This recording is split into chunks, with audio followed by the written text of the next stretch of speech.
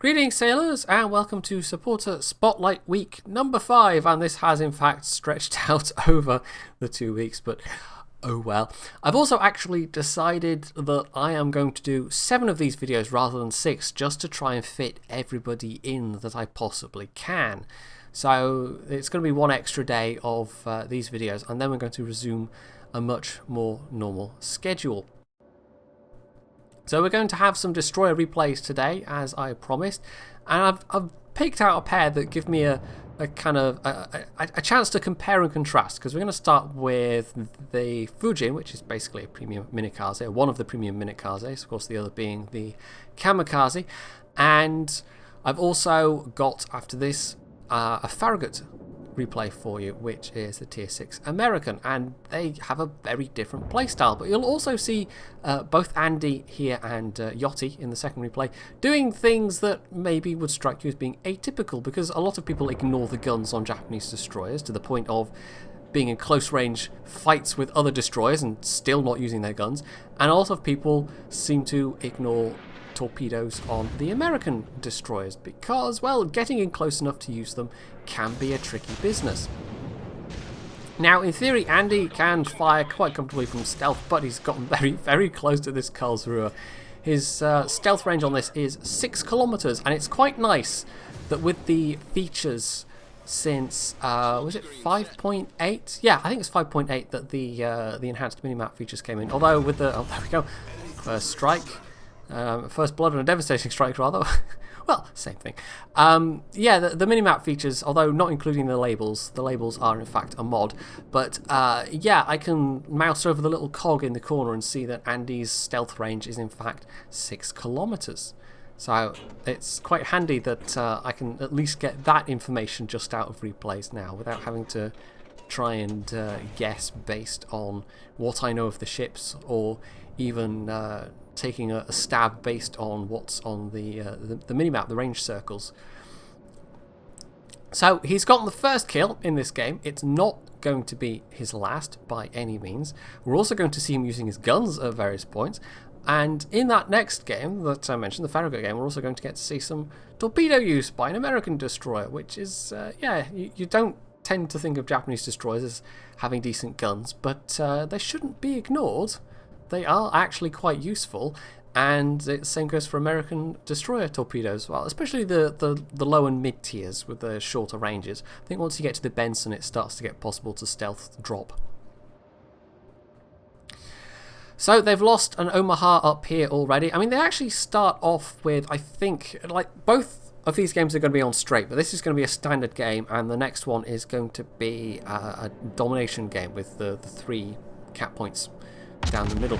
And the teams seem to usually on straight start off asymmetrically. You'll get more of your own team facing less of the enemy team on whichever side their cap circle is, and vice versa on the other side. So a lot of the time you'll see teams doing what Andy's team is doing here. Everybody will just kind of try and pile in together, and on a standard game, I mean, that's not necessarily the worst idea, because if you're together with a group of enemy ships, if you're together with a group of your own ships, of other ships, not enemy ships, then you can concentrate firepower more effectively, and it gets much harder for the enemy team to focus fire effectively, because unless you've got a somewhat disciplined enemy team that are picking low health targets to fire at, people just sort of fire at whatever. But that's going to be more the case for Andy's team, where they just seem to be firing at whatever rather than focusing fire on the obvious low health targets. Now this Nicholas is about to spot him, there we go, and Andy opens up. And this is a little bit risky because there are cruisers and there's a Fuso down there as well. But this guy's low health, and sometimes you just take the risk. Because if you get the chance to knock out an enemy destroyer who is low health, if you can do it with a reasonably minimal amount of risk, then it is worth doing.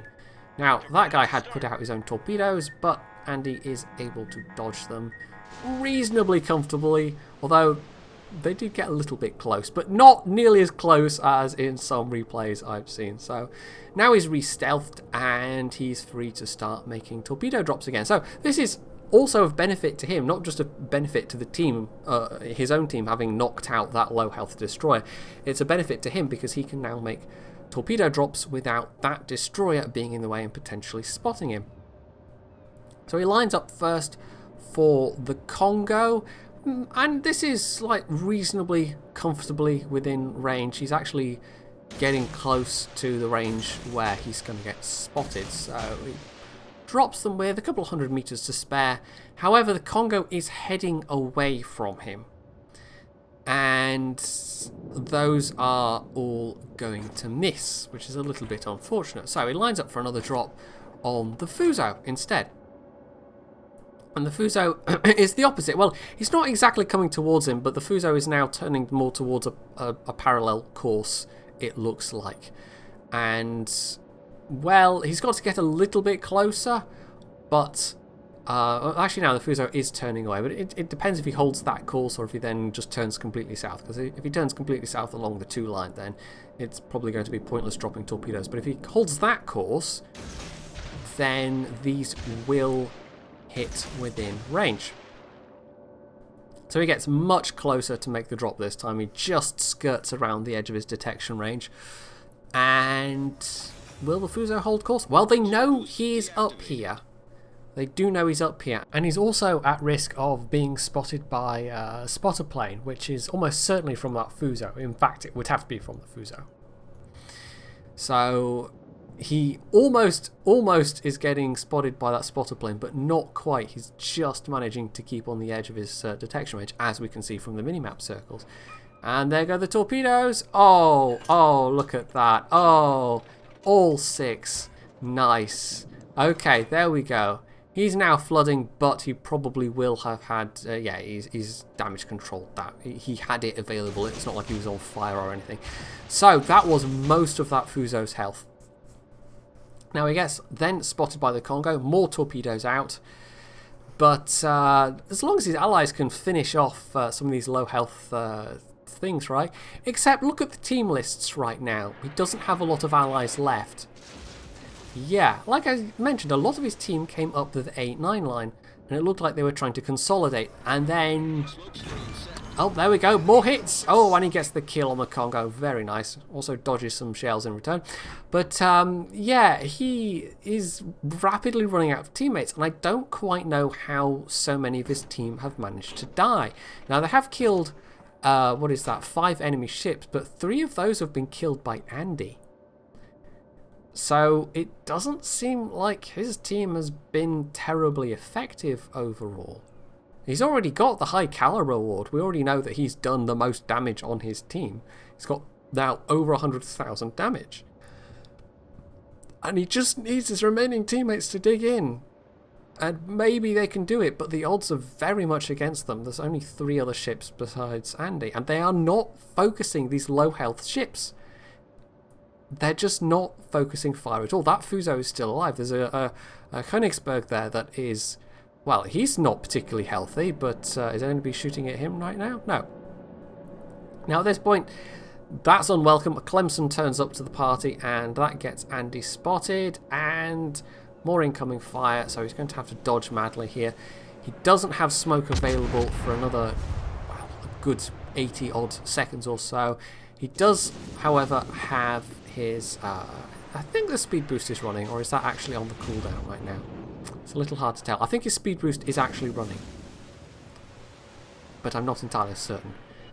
Just judging by the smoke coming from the funnels, because the smoke is a blacker colour than normal when you've got your speed boost going. So anyway, it's just got the tail end of the speed boost, I think.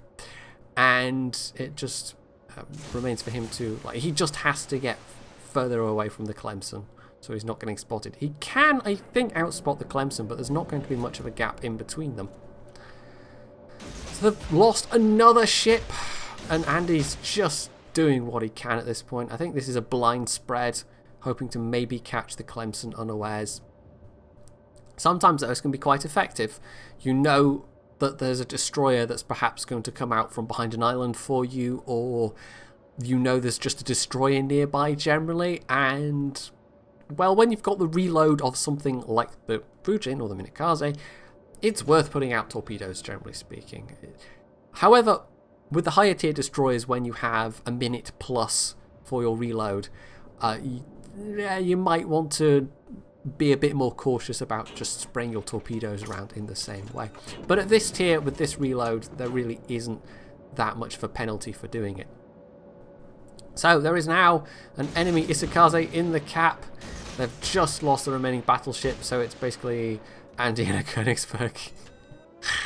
And I think he must have been cursing his luck, because he's having a real belter of a game. He's done really well, and he's the only one that's been doing really well. The rest of his teammates just seem to have been flailing wildly. Now, he's spotted by that Nuremberg, but the guy just keeps sailing on. I mean, he didn't have that much warning, but I mean, Andy was spotted. He could have killed his speed and turned inwards and been in with a fair chance of avoiding those, but nope, just kept going. So we skipped ahead a tiny bit, and he's going to make a drop on this New Mexico, and then, well, we know that Isakaze isn't actually in the cap anymore, but he must be close by. He can't have gone very far. And the Isakaze is actually going to be able to outspot Andy, unless Andy had the captain skill on this, but I don't think he does. I don't think so. I think you can get this thing down to 6 kilometers with just the camo. I'd have to check that, though. I'm not actually sure, having said that. But I think it's just the camo. So the New Mexico, either through being wary and killing his speed or whatever, or just maneuvering a little bit, he is able to avoid all but one of Andy's torps. And Andy looks like he's going to put out another salvo. And personally, I would have at this point, but then he spots that, oh, there's the Isakaze, so he's going to go for this guy instead. I still would have tried to put out torps on the New Mexico, just to maybe try and get a bit more damage, but no, Andy's focus just shifts entirely. And I think maybe he is thinking more of his remaining teammate at this point, that he's going to maybe try and at least make the south of the cap secure, so the Königsberg isn't going to get torpedoed. But there's just so many enemy ships firing at that Königsberg now that he's not going to last too much longer. Like, and he's had 4 kills, right? 1 more and he gets a Kraken. He is responsible for the majority of the enemy team kills. The Königsberg's managed 1 kill, and then there have been 2 other people that have managed kills. And not a single battleship in this game on Andy's team really seemed to be terribly effective. So he spots the, wait, what? That's a Cleveland. This is a 5.8 replay with the bug where, and there's the Kraken, with the bug where enemy ships that had been sunk for some reason just appear as like ghost ships on the surface. So that really confused me initially. I was like, that's an Isakaze, but wait, no, that's a Cleveland. Wait, what? I'm confused. But no, it was the fact that the Isakaze just happened to be sailing through the spot where that Cleveland had been sunk. So yes. So of course, opening fire got him spotted, which attracts a lot of shells, but he's able to take cover. I think these torpedoes were possibly meant for the Clemson. I mean, it's the only thing that would be close enough, and he probably figured the Clemson was going to come round the island for him and try and ambush him, because he doesn't really want to get into a gunfight with the Clemson at this point. The Clemson's got rather a lot of health. The Isakaze was low health. Again, low health destroyer, worth taking out, but the Clemson might be a bit trickier. So the Königsberg is down. It's literally just Andy versus 4 other ships. He has tried his absolute utmost, but it's one of those games where the team was just not with him. There's less than 2 minutes now. He's not got a lot of room to maneuver, and he's really down on health. So this is a very tall order. And there's the Clemson, who has in fact come round this way instead. So the Clemson opens up, actually only, I think, hits 1. Doesn't even hit 1 there, but Andy is now just wide open. He's just taking fire from all sides. However, one of those torps takes the Clemson in the nose, and it's only going to be another couple of shots. And there's a Confederate badge to kill this guy.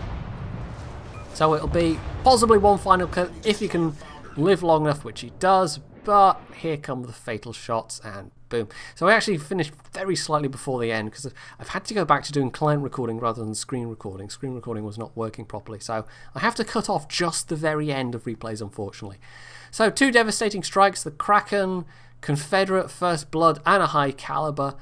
He had the second best score of either team, and there wasn't even any capping XP involved with that. That was just purely from the amount of damage that he did and the number of kills that he got. And the rest of his team were comparatively useless. In fact, they had one ship that was just AFK, like didn't even load into the game or whatever. Or well, they might have loaded into the game, but they at no point moved, so they had a score of 0.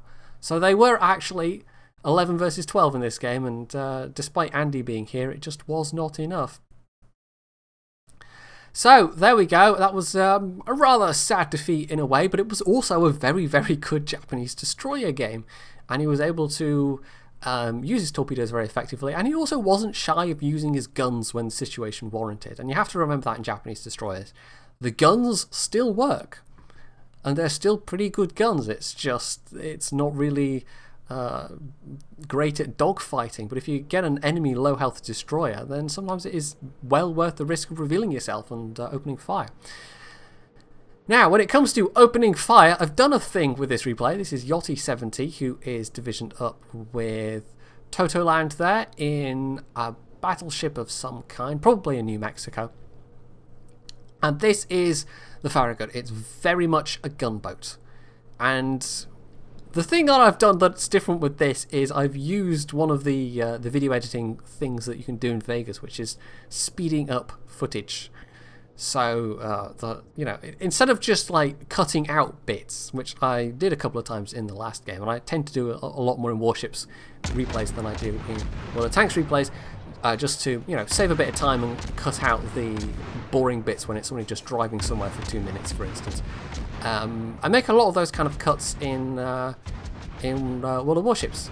But this game, I decided, given that Yachty uses this technique a lot, where he just smokes up and opens fire. Well, rather than cut it out, I decided to just speed it up instead.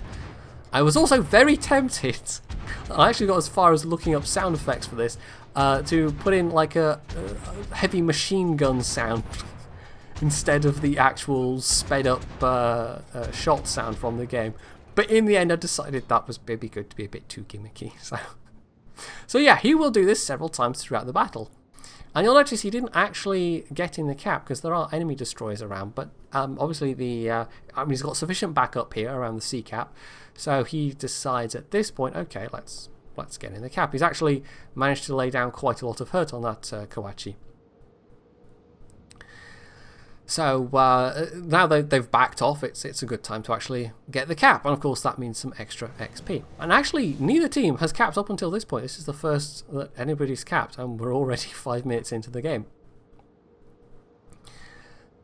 So he's now going to turn his attention north. We can see there are some ships coming through the middle, possibly looking to go into B. His smoke is nearly recharged, and this will give him an ample opportunity to do the same thing again, because that is a Congo, and if he can set some more fires, he'll get some decent damage out of it. Now this, again, an older replay, so it isn't the current in-game damage counter, it was a mod damage counter which does not count fire damage, so we're not going to see the full amount of damage until the end. So he's well within detection range. It's something like 7 point something kilometers on this thing. Torpedoes out, smoke out, and it just opens fire. Now, this Congo knows there is a destroyer here. There's a very obvious cloud of smoke. There's a very obvious hail of HE shells coming in. Does he take any avoiding action? No. No. So this is a very good way to ambush somebody. Well, it only works, though. It only works against completely oblivious battleship drivers, but quite fortunately for Yachty, there are plenty of oblivious battleship drivers around the place. Now, he just gets the kill on that Congo. The Congo actually burned out, so there we go. That's his first kill. And now he's having a go at this Omaha, although somebody else gets him. Now, he basically fires HE the entire time. The American 127mm AP, I'm not actually sure how effective it is against light cruisers in this kind of matchmaking, because there are a couple of times when he's firing, he was firing there at an Omaha, he will be firing at the pair of Phoenixes that are on the enemy team. If it was a Soviet destroyer, certainly you would consider the 130mm AP against the sides of ships like that. But I'm not quite sure if the 127mm AP is as effective. So there's an enemy Nicholas. We're just going to pepper him with shots, and he's actually, Yachty's also now capping as well. So that's one less enemy destroyer. They've only got one left. No kill from there, but a bit of extra damage. He's up to over 50k damage now, and there's a Phoenix. And I don't know what this Phoenix is doing, to be quite honest. Clearly a new player. This is not how you play the Phoenix. You don't sit still and try and... I don't know.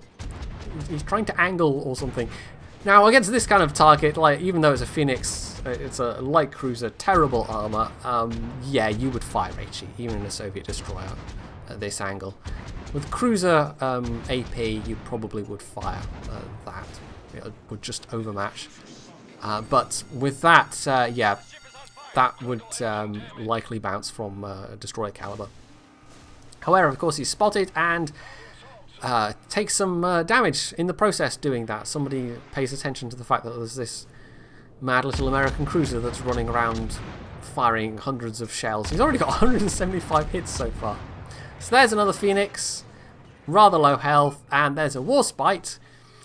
Although this Warspite doesn't appear to have upgraded secondary. So once again, smoke. Warspite knows he's there. And once again, Yachty is going to drop torpedoes. But this Warspite, well, he's not quite as daft as the Congo player. And there we go, there's a high caliber.